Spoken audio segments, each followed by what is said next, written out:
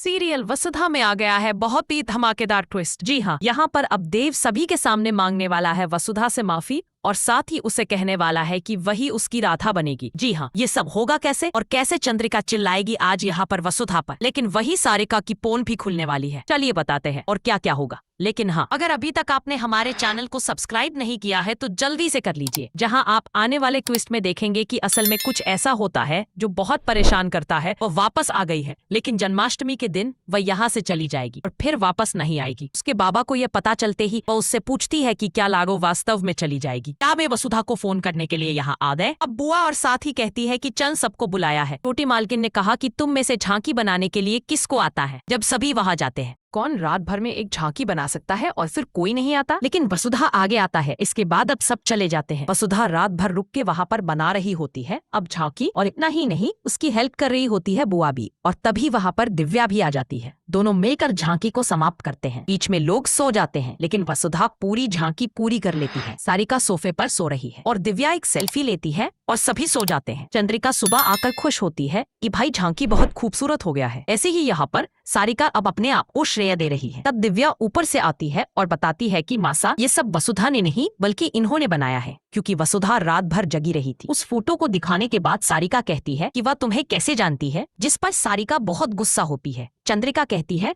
कि रात को सबसे पहले तुमसे माफी मांगनी है, वसुधा से भी और सभी के सामने। फिर सारिका सोचती है कि आज ऐसा नहीं होने वाला, तो मैं उसे फंसा कर रहूंगी। यहाँ पर अब राधा बनने का समय आता है, तो अविनाश और दिव्या को राधा और